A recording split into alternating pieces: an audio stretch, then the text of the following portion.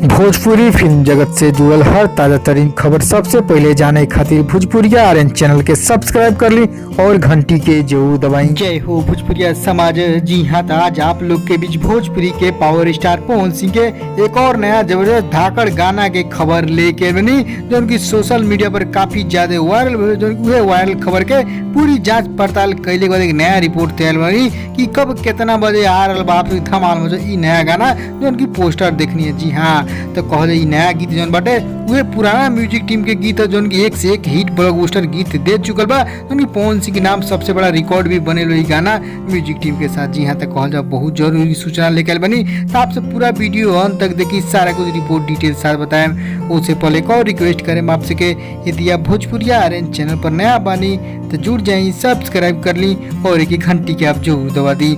जी हाँ, तो चलिए आप दर्शक फैन बताइए नया हम तरो ताजा रिपोर्ट जो उनकी बड़ी खबर, जो उनकी गीत के बोल बाटे तो प्लस जवनिया ओढ़निया से। जी हाँ, तो प्लस जवनिया ओढ़निया से उनकी वह पुराना म्यूजिक टीम के साथ पवन सिंह के फिर होकर वाला डबल धमाका, उनकी लगातार लॉकडाउन में गीत संगीत आ रहा धमाल मजा फैंस के बीच, जो उनकी ई गाना फिर आ रहा बा कल ही रिलीज होता। जी हाँ, तो कहल गाना की कल ही रिलीज होकर ऑफिशियल अनाउंसमेंट हो चुकल बा। तो ओकरा से पहले आपसे गीत संगीत के भी नाम। जी हाँ, तो स्वर बाटे गाना में पवन सिंह और सलोनी भारद्वाज के, और कहल जाओ गीत के जी हाँ गीत बाटे अरुण बिहारी जी के और संगीत छोटू रावत के। जी हाँ, तो प्लस जवनिया ओढ़निया जो उनकी गीत आ रहा कल ही, जो उनकी आज रिपोर्ट 30 मई के यानी 31 मई के सुबह आ रहा आपसे यानी दिन रविवार के। जी हाँ, 31 मई के दिन रविवार के सुबह 7 बजे, सुबह 7 बजे गाना आ रहा है। चैनल का नाम बता दी जो ना चैनल पर आप सब देख सकते हैं। चैनल का नाम बटे world wide records YouTube channel. जी हाँ, world wide records YouTube channel 31 मई के सुबह 7 बजे रविवार के आ जाइए। तो आपसे की खबर कैसा लगा, खबर पसंद पड़ रही लाइक शेयर करें और गीत के बोल कैसा लगला तो कमेंट करके बताएं और खबर के जरूर रिप्लाई करके बताएं आपसे दर्शक फैंस लोग,